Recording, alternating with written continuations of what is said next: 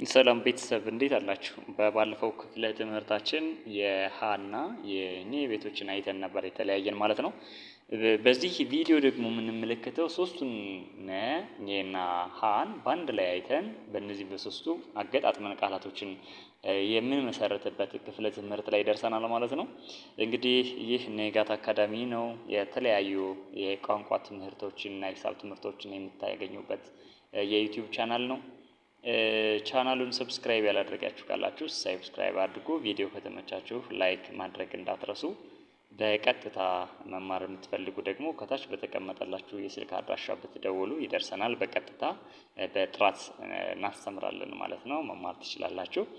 እንግዲህ በባለፈው ያየናቸው ኘና ሀ ለየብቻ አይተናቸው ነበር። አጻጻፋቸው ምን ይመስላል የሚለውን እዚህ ጋር ተመልከቱ። እዚህ ጋር አሁን ነን ማወቅ ብቻ ነው የሚጠበቅብን በመጀመሪያ ማለት ነው። ነን ካወቅን ከዛ በኋላ ከነ ላይ አንዳንድ ነገሮችን ብቻ በመቀጠል ኘንና ሀን መመስረት እንችላለን ማለት ነው። ዝርያቸው ተመሳሳይ ናቸው። ያው ነ ኑ ኒ ና ኔ ን ኖ።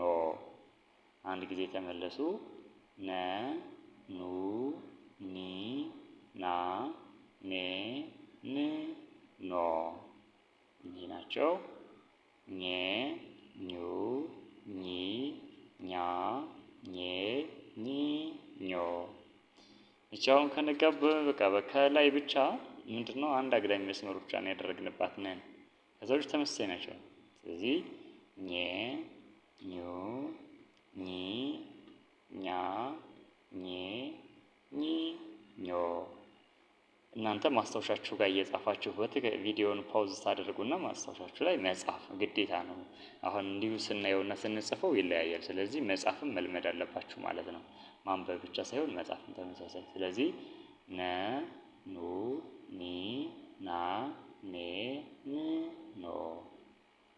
ኘ ኙ ኚ ኛ ኘ ኚ ኞ። እቺ ደግሞ ሀ ነው የምትባል ተመልከቷት። እቺን ሀ ሁ ሂ ሃ ሄ ህ ሆ። እንመለስ። ሀ ሁ ሂ ሃ ሄ ህ ሆ።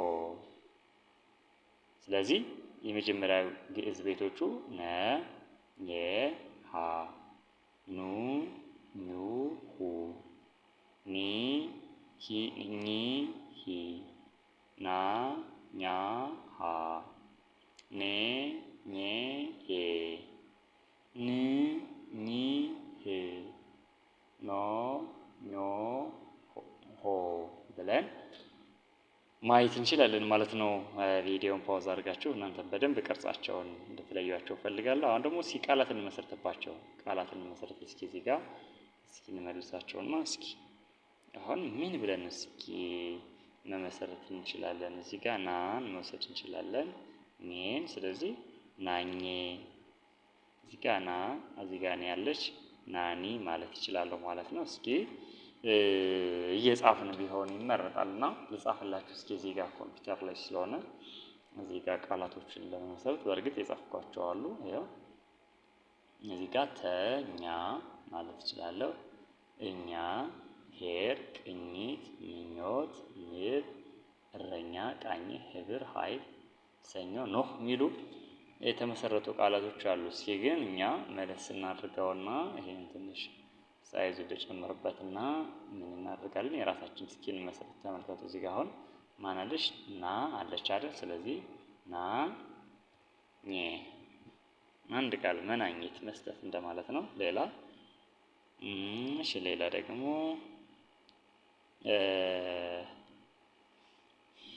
ሌላ ናኒ ማለት እችላለሁ አይደል? ያው ና ናኒ። እሺ፣ ሌላ ቃል ናኒ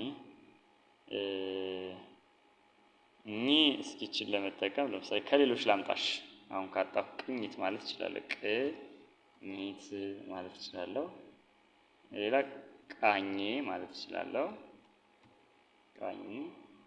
ሌላም ተኛ ማለት ነው። እኛ እዚህ ጋር ስላለች በእርግጥ ብዙ ጊዜ ቃላት ስንመሰርት የመጀመሪያዎቹ የምንመሰርትባቸው ቃላቶች መሆን አለባቸው። ብዙ ጊዜ እነዚህ የኘ ቤቶች የተለመዱ ስላልሆኑ ነው በእነሱ ስላጣሁላቸው ነው።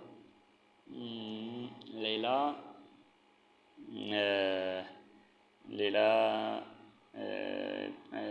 በኘ ተገኘ ማለት ይቻላል። ተገኘ ማለት እንችላለን ማለት ነው። ስለዚህ በእነዚህ በሶስቱ ቤቶች በዚህ መልኩ ቃላትን መመስረት እንችላለን ማለት ነው። እንግዲህ በቀጥታ መማር የምትፈልጉ ከታች በተቀመጠው የስልክ አድራሻ ደውሉልኝ ወይም ደግሞ በ0935 35 70 80 18 ብትደውሉ ይደርሰኛል ማለት ነው። ወይም ደግሞ የሌላ የስልክ አማራጭ ከፈለጋችሁ ሌላ ስልክ አስቀምጥላችኋለሁ ማለት ነው። በ0960 07 16 48 ብትደውሉ ይደርሰኛል ማለት ነው። ስለዚህ በቀጥታ መማር የምትፈልጉ በጥራት እናስተምራለን። በቀጣይ በሌላ የአማርኛ ፊደል እስከምንገናኝ